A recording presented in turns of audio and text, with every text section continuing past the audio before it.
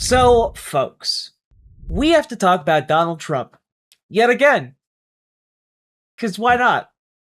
And we also have to talk about Iran. But first, I think it's important for us to talk about Donald J. Trump because, well, he's over here posting on Truth Social, and it's just, are you gonna load?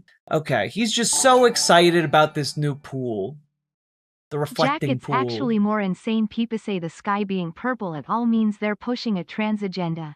I love that the people who are the people who are going to see this as like a VOD are going to get that comment. They're going to be like, what? I need additional context." And the answer is that there is no additional context.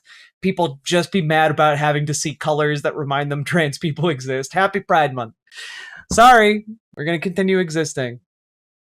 But look, he's just posting pictures. Look at how good it is. Look, you could see it at night. It's beautiful. And, finally, the reflecting pool has filled up. It's all good. And yet, algae resurfaces in reflecting pool after multi-million-dollar fixes.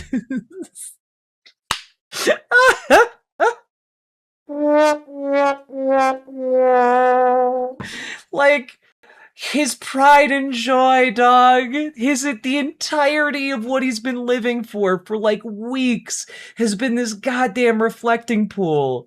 And like, the algae's like, you thought? You thought? Oh, that photograph of algae on the pond is from today. It's from today. Yeah, nature just said fuck you. Exactly. Like, this is a man who cannot even manage a reflecting pool project that he's focused on with the intensity of 1,000 suns. You know? And, at the same time, he's going out and giving press conferences where he says shit like this. These people built the country, not the complainers. The complainers didn't build the country. These people built the country, whether it's fishermen or farmers or anything else. Guys like me, they built the country. I watch all these ingrates. They're always complaining. They didn't build anything. They couldn't build anything. Look at what's happened in Minnesota, Somalia. All these people came in from Somalia. They ripped off our system. These people built. Like, number one, I really, really, really need the mainstream media to catch up to the reality that this man is virulently racist on the level of like a grand wizard of the Ku Klux Klan. Like, he's sitting there as president of the United States denigrating tens of thousands of citizens on the basis of like their ethnicity. On the basis of the fact, well, some of you could trace your families back to another country that I don't like. Like, people need to call that shit out. The fact that this is a non-story to the reporters in the press pool at this point, it is insane. And yeah, Ilhan Omar is living in his head so rent-free that she literally made a video earlier today using this clip. Ilhan Omar, she comes in, she tells us how to run the United States of America, and she comes from a place without anything. Then she says, the Constitution of the United States protects me. And I was like, why are you so obsessed with me?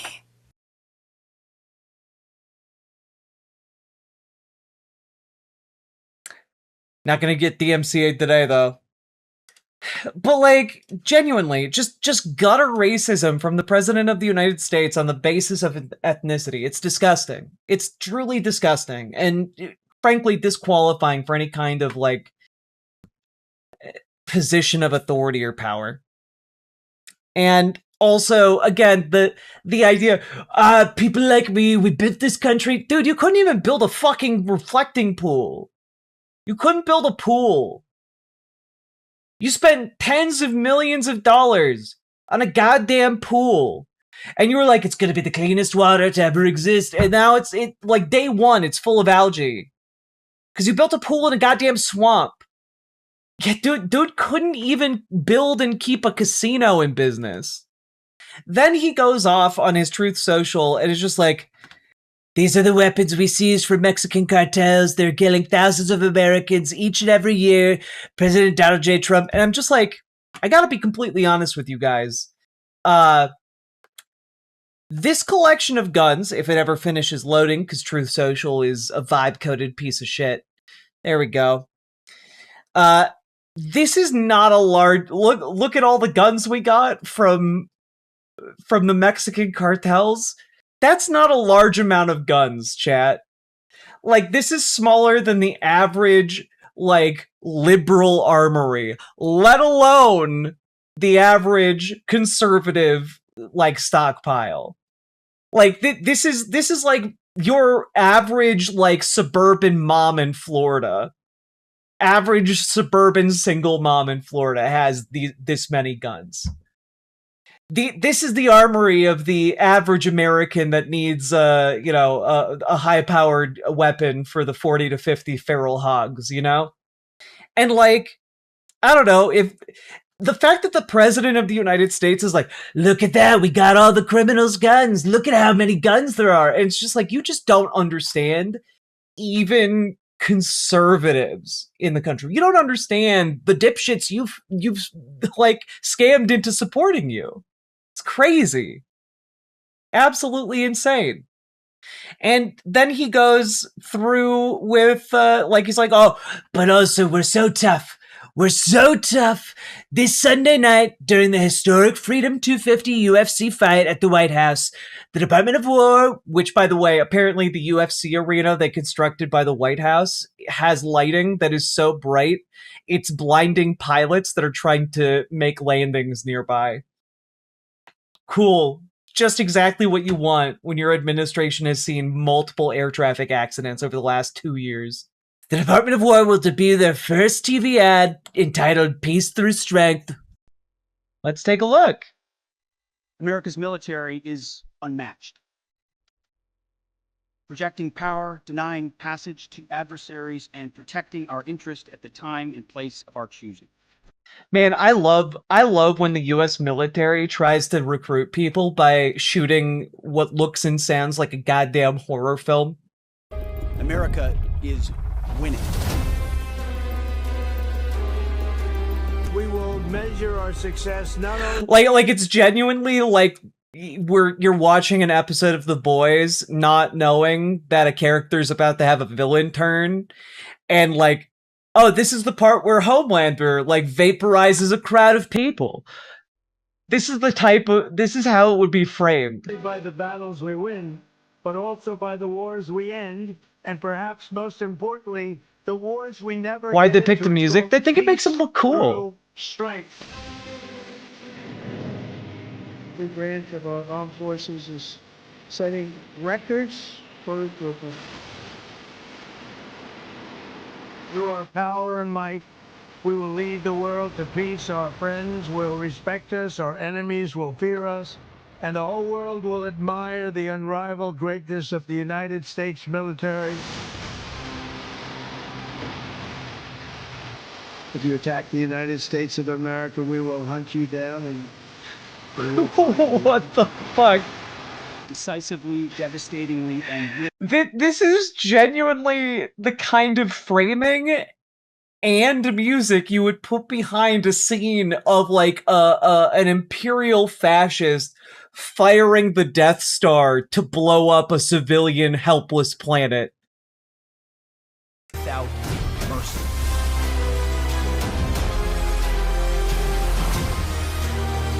I did not dub this. I cannot stress enough, this is not edited by me in any way. This is 100% posted legitimately by the President of the United States. God bless you, God bless our armed forces, God bless our men and women serving overseas, and God bless the United States of America. Oh, good. Was that just like AI slop, an AI slop eagle? Of America. Oh, it totally was. It totally was. No, this is legit. This is what the president posted on his Truth Social page. It's giving Führer. It's giving Führer if the Führer was hopped up on methamphetamine at the time and like just said, yeah, sure, whatever, do whatever, and like war.gov. Yeah, like everything about this is stupid. Everything about this is genuinely stupid as hell. God. Straight up villain walking away from a burning orphanage music. Yeah, this is like the framing for when you find out what happened in the one episode of Full Metal Alchemist. You know? This music feels like the moment in a dystopian movie like Starship Troopers where you find out that we secretly attacked the aliens first the whole time in order to build super-fascism. Edward! Thank you for the $5 donos, both of you. But like, it gets even weirder. Like, we all know that there are a bunch of crises right now that are affecting the United States. Your gas prices are going up. You know, there's a war with Iran happening. There are so many different big major crises around the world right now, right? New anti-Kiro's AI slop ad dropped and hilariously got spam texted to most volunteers in the campaign. Oh god, conservatives are using so much AI slop. It's so off-putting. I'd be interested to see some kind of study on the effects of AI slop, because I would suspect that frankly, AI slop ads turn off people to the campaign that's posting the AI slop. I suspect that. I want to see actual data to see what the actual case is. But there are so many actual problems facing the world right now, and yet Donald Trump spent the not insignificant part of his time today posting this. Now, therefore, I, Donald J. Trump, President of the United States of America, do hereby proclaim on June 14th, 2026, as Flag Day, and the week starting June 14th, 2026, as National Flag Week. I direct the appropriate officials to display the flag on all government property buildings during this week, and I urge all Americans to observe Flag Day and National Flag Week by displaying the flag. I also encourage the people of the United States to proudly observe with all due ceremony those days from Flag Day through Independence Day, set aside by the Congress as a time to honor America, to celebrate our heritage in public gatherings and activities, and to publicly recite the Pledge of Allegiance to the flag of the United States of America. Like, what? What? What? Oh, okay, yeah, sure, instead of addressing any of these problems, let's draft up an executive order to declare Flag Week. We already put flags on government buildings, double the flags. Also, as more a set of guidelines, everyone should be flying American flags, if you can. Like, it's crazy, right? That's wild. You spent time doing that. Also, let's just take a moment to admire the AI slop image of John Thune pulling a Brutus and stabbing Donald Trump as Julius Caesar in the back. And like, every day this betrayal becomes more and more apparent. And it's just like, you realize in your example, Caesar's a dictator, right?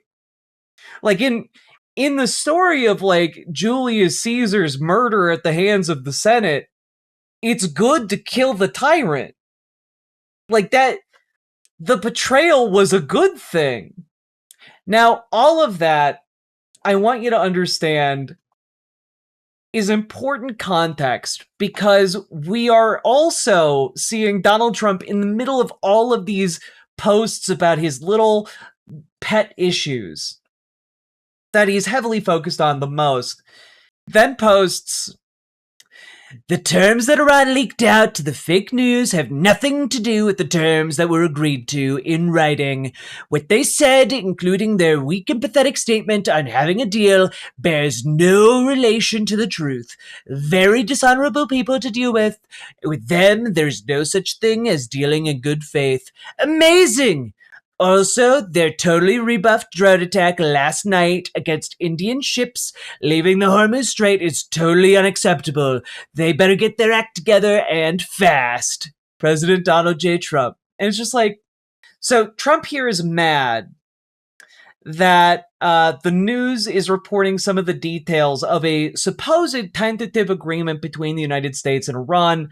Again, we're on, week 8 of yet another tentative agreement. We've got 80 to 85% of the details ironed out. Okay. Doesn't ever seem to materialize, but all right.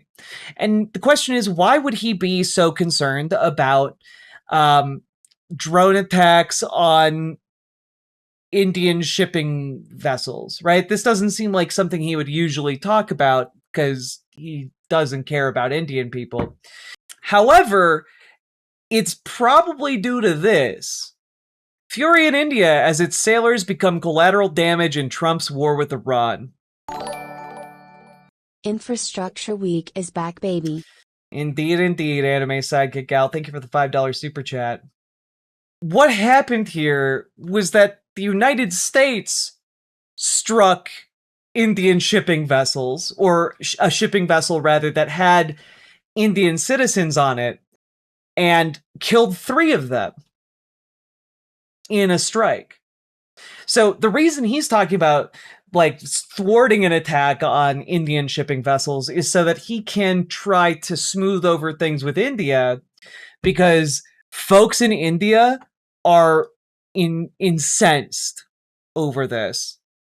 Yeah, there is public fury in India. The U.S. military says the attack came after the crew repeatedly failed to comply with instructions from American forces enforcing the blockade. New Delhi, which has become increasingly worried about the safety of its seafarers during the U.S.-Israeli war with Iran, has now urged Washington to halt strikes on shipping vessels.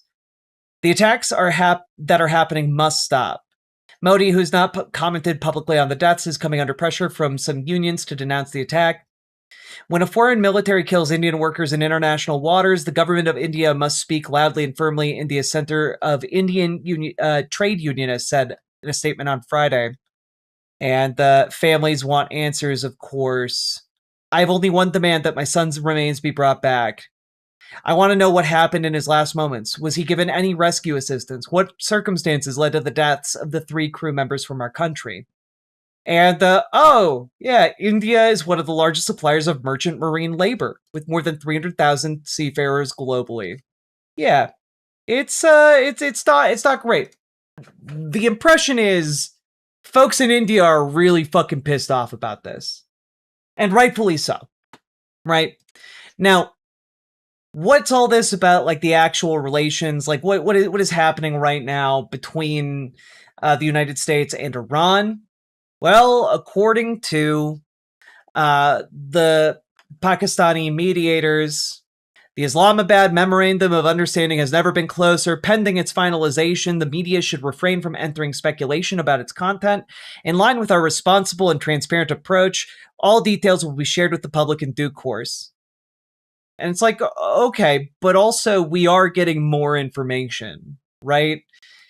And I do want to point out, though, one of the things that we need to talk about is that this is coming right after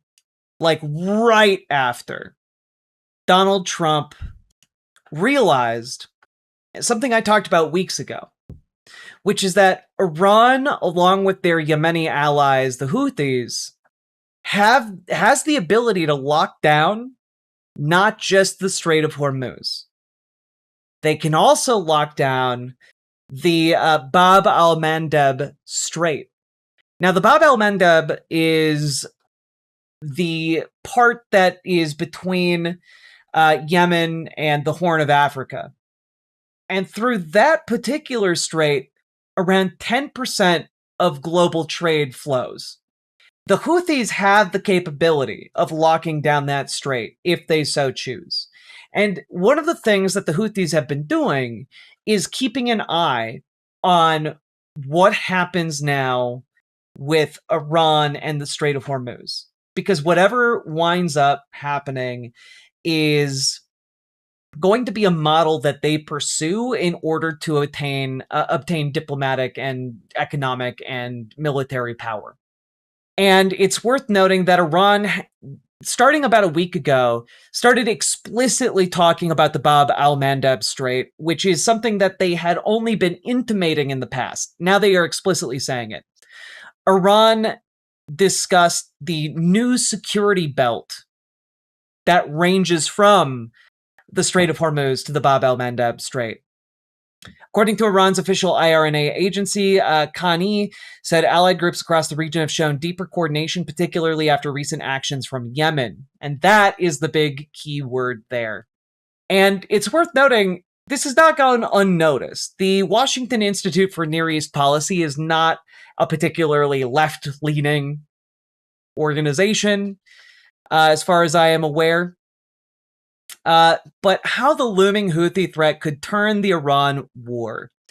And this is basically a breakdown here of how the Houthis might be able to play their cards when it comes to the Bab al-Mandeb Strait. And it's basically bad news all around for everybody except maybe the Houthis, right? It's not great. So you're saying that beyond the fact that we'll get a much worse situation with Iran, others will use the same strats to gain advantage on us as well. Lovely. Well, yeah, because one of the things that we have enjoyed internationally is basically unobstructed trade for quite some time.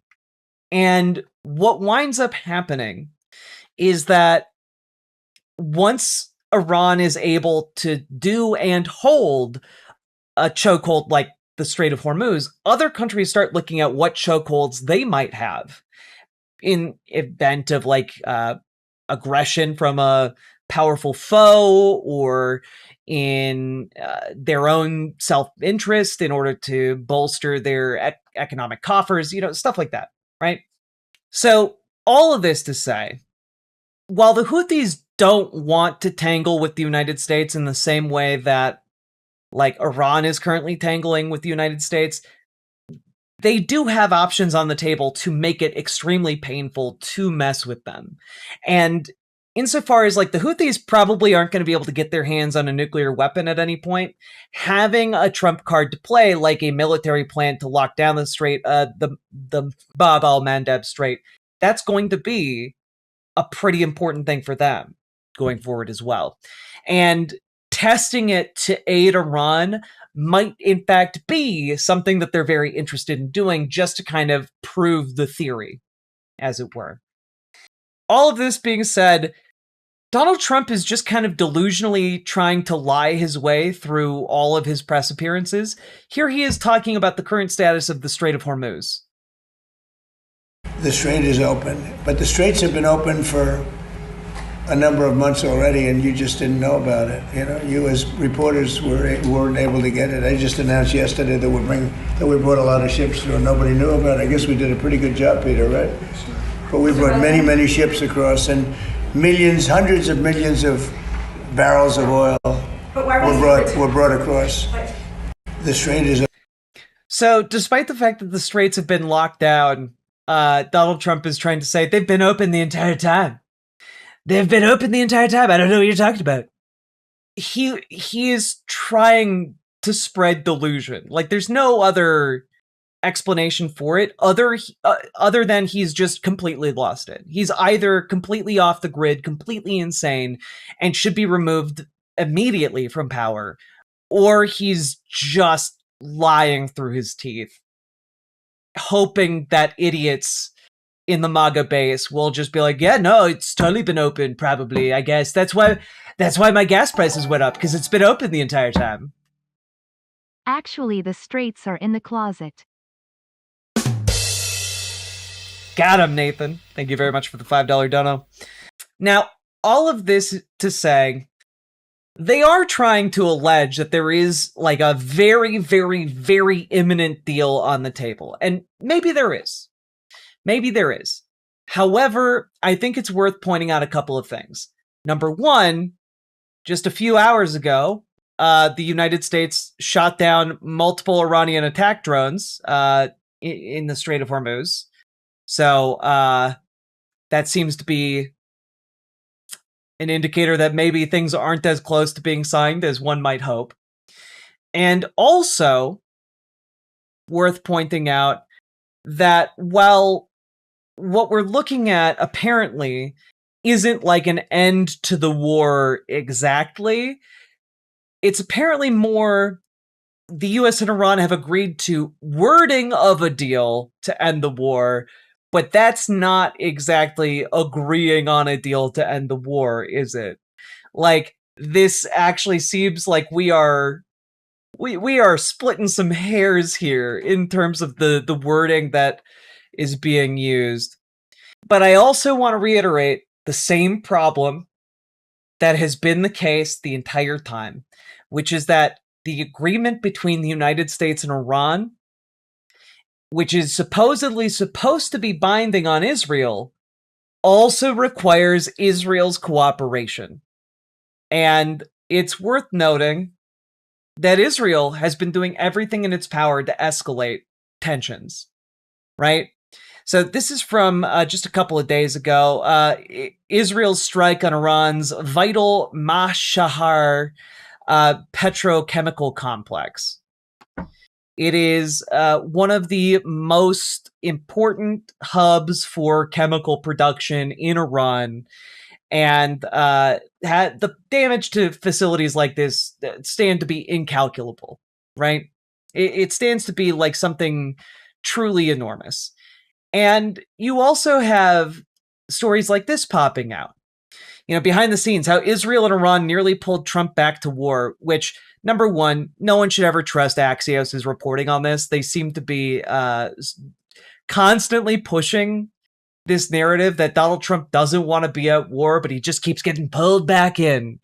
And I don't really think Donald Trump gives a shit one way or the other. But Israel and Benjamin Netanyahu definitely do care about keeping this war going. And, worth noting here that as part of this memorandum of understanding, the agreed upon wording that is being described in the press between the United States and Iran, Hezbollah is claiming that Lebanon is included as, for hostilities to cease in Lebanon as part of this memorandum of understanding. That's the understanding that Hezbollah has.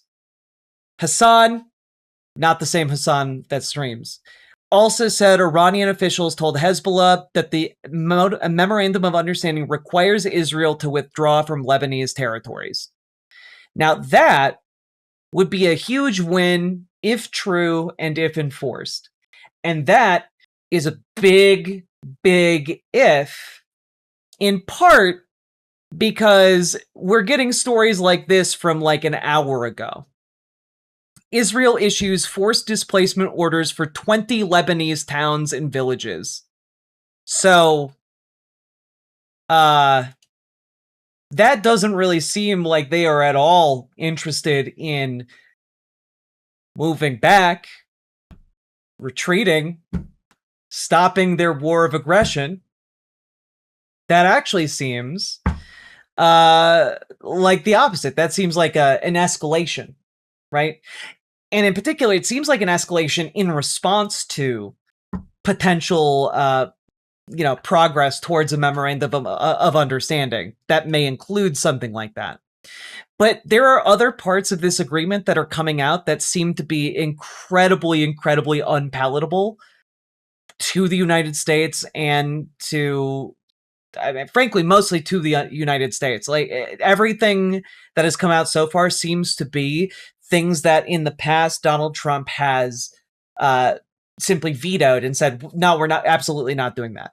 For example, apparently the nuclear issue, the lifting of sanctions are going to be determined later.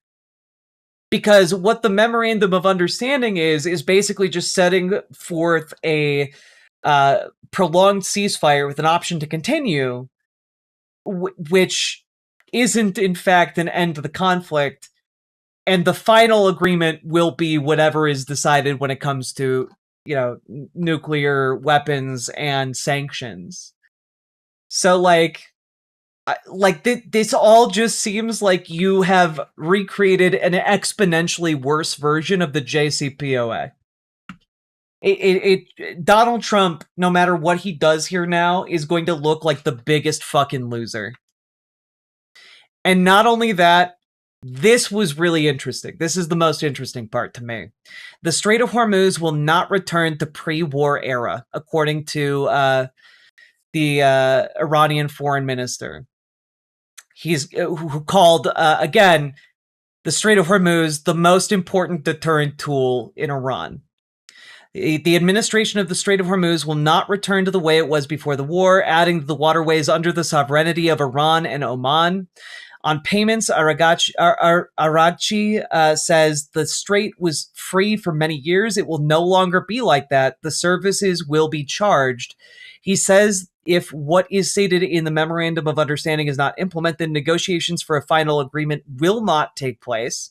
And the nature of the other side of is breach of commitment. They create 1,001 problems in implementation. We have this experience. He reiterates that Israel must withdraw from southern Lebanon. So, not only are we not going to get a resolution on nuclear weapons, and not only are we not going to get a resolution on the lifting of sanctions,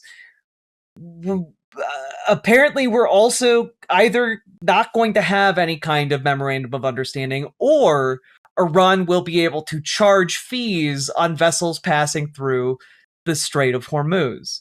So, I gotta be honest, this is all of the L's that Donald Trump could possibly take. What services? There aren't services. The processing fee of going through the area, it's going to be a toll. They're just going to call it something more palatable under international law. Right? So all of this is coming together, along with what I think the real reason is for Donald Trump having some pep in his step for this, which is Republicans are finally drawing a line, and they are finally saying, we cannot go farther than this with you, Donald Trump. We cannot do it. So this is where he is finally meeting some kind of pushback. Trump's GOP allies draw a line in the sand on Iran. And it's not out of the goodness of their hearts, of course. It's purely political survivalism here, right? Battleground GOP party chairs, campaign officials, and strategists are coalescing around Labor Day as their hard deadline to end the Iran war, according to interviews with more than a dozen people. It's different this time, they say. September is the unofficial kickoff of general election season, when more voters tune in and the stakes are higher. Amid rising U.S. casualties, gas prices, and fertilizer costs, these Republicans indicated the political risk of the ongoing war is heightening as the midterms draw near. Quote, by the 1st of September, it needs to be resolved, said Dan Naylor, who runs the Lackawanna County GOP in a critical House battleground district in Pennsylvania. You get more focused on the election at that point in time, and we need to be able to point to falling prices. That, ultimately, that's what it comes down to, right? What it comes down to among the GOP is that if you are still at war with Iran by the time summer ends, we are all fucked politically. We have some amount of wiggle room in the GOP if you want to take a couple months to wrap this up, but it needs to be done. And people are if people are in the GOP are communicating this to Politico, that means they have in no uncertain terms communicated this to the White House. And this is, by the way, why a bunch of MAGA folks are so angry with John Thune and other members of GOP leadership outside of Donald Trump. And it's because you're starting to finally see Congress in complete disarray, right? For example, this should have been, under normal circumstances, a slam dunk, easy pass for Republicans. Basically, the FISA spying powers under Section 702 are usually a complete layup for Republicans to renew, especially, and honestly, for Democrats too. They seem to really like giving carte blanche to our spy agencies to spy on the American people. seems really gross and sick to me. But yeah, this is expiring. This expired on Friday, which is today. And it's, I guess it's not technically Friday anymore, but 3:07 a.m. on Saturday morning. So it was just Friday. This has expired, right? Now, they are almost certainly going to try and bring this back. But the reason this expired was because Democrats held the line and said, you need to remove Bill Pulte from the DNI. And you also had Republicans not being able to get their shit together because they're all fucking pissed off about the Iran war and about the fact that Donald Trump has left them out to dry or has, in some cases, actively opposed their ability to be reelected. And that really, really fucks up how Congress works. It's like all of this is going incredibly, incredibly wrong. So wrong, in fact, that it's really helping Democrats as the midterms get closer and closer. I thought this was really interesting. Actually, this is from a couple days ago. North Carolina's Senate race no longer a toss-up, top forecasters say, with Roy Cooper in the lead. So, like, these are some shakeups that have sweeping implications for the battle over the control of the Senate and the battle over the control of the House, right? The more discontent MAGA has, the more they are swayed away from actually going to the polls and voting for Republicans down ballot, like the less likely it becomes for Republicans to actually keep holding on to power in a way that's meaningful for the rest of Trump's term, right? Democratic former Governor Roy Cooper is now considered the favorite by top election forecasters to win North Carolina's U.S. Senate race, a result that would make him the first Democrat to represent the state in the Senate in more than a decade. Sabato's crystal ball, a nonpartisan election forecast by the University of Virginia Center for Politics, changed North Carolina's Senate race from toss-up status to leans Democratic Thursday. In April, Cook Political Report, another widely cited forecaster, also removed the state from its toss-up list and put Cooper in the lead. And Republican Michael Whatley, the former North Carolina GOP and RNC chairman, has struggled to break 40% support in recent polls, while Cooper has often led him by double digits, garnering around 50% support. The fact that you have a Republican struggling like that in North Carolina's nuts. Nuts. This is a typical Republican stronghold. The fact that it is, like, shifted to lean significantly towards Cooper is, frankly, it's a bungle that comes directly from the White House. It's a bungle that comes directly from Donald Trump, directly through the Iran war, directly through the rising prices. Like, they are fucking themselves so hard, and they know it, which is why they're rebelling against Donald Trump right now. And not only that, I want to end on a positive note here. Another positive note, rather. And I can't believe I'm saying this. We're going to Pete, your company was caught fixing bread prices, Buttigieg.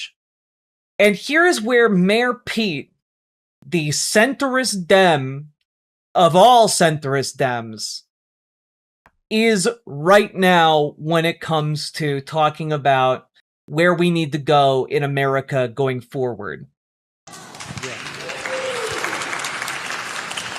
Now, the other side of the story is he came in and he wiped most of them out in primaries because they were so gerrymandered that was all that mattered. We could change that. And we need to stop, I think, accepting that the way it is. So my broader point is we are talking about, too often, I think, talking about acting caged in by the way things have been for our lifetimes, maybe, which is not the same thing as the way things have always been or the way things must be.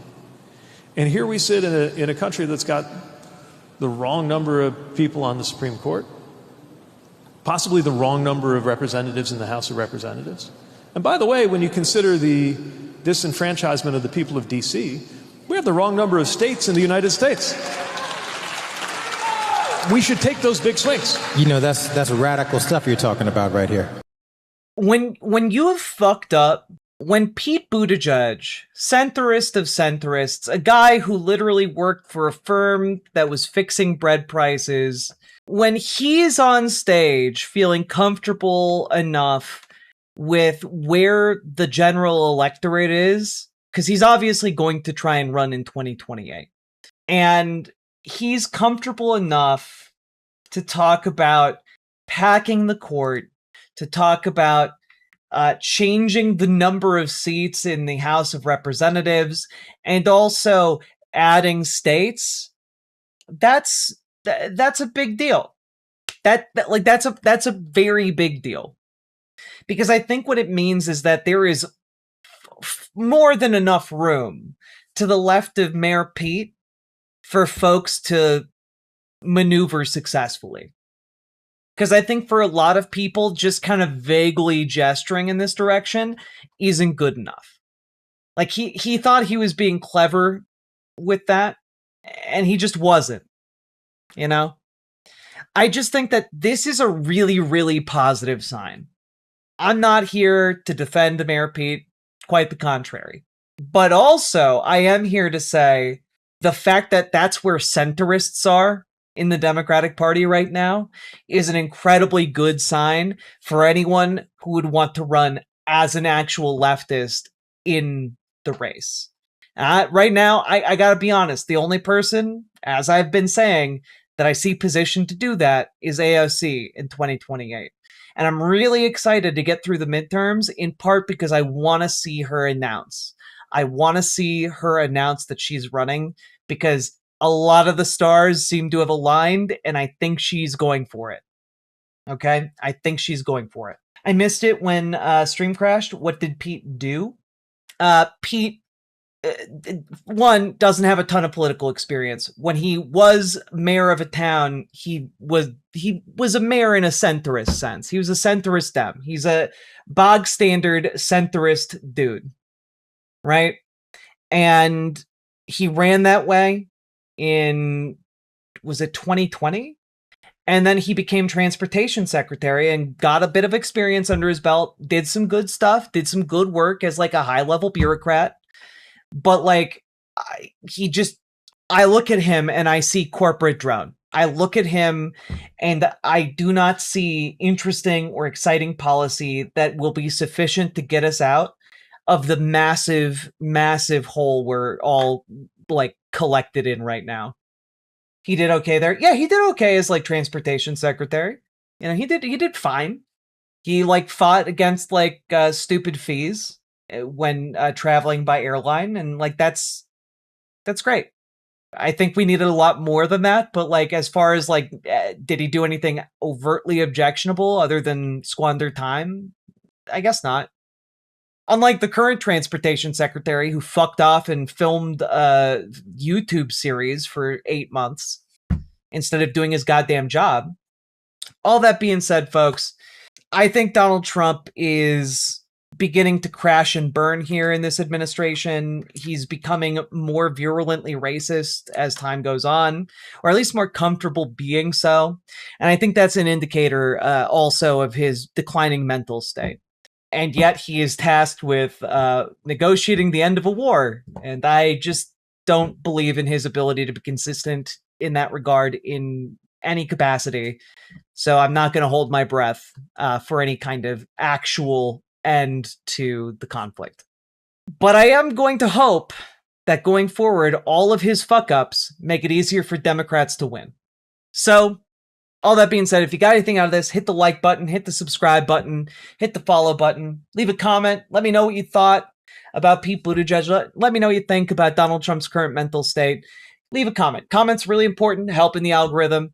And also, folks, get organized. We need people to join their local Dems. We need people to join their local DSA. We need people to join Progressive Victory. If you need help getting started with your local Dems and making them more pro-working class and kicking out the centrist Dems who fuck all that shit up, join our Discord, reach out to Dragonfly, and she will help you get started and give you tips and tricks on how to organize within the Democratic Party itself for maximum effectiveness as a leftist. Also, if you're interested in joining DSA, again, join our Discord, reach out to GamerG. GamerG will help you get involved with DSA and give you the tips and tricks necessary to make DSA a well-oiled and effective machine for political organizing.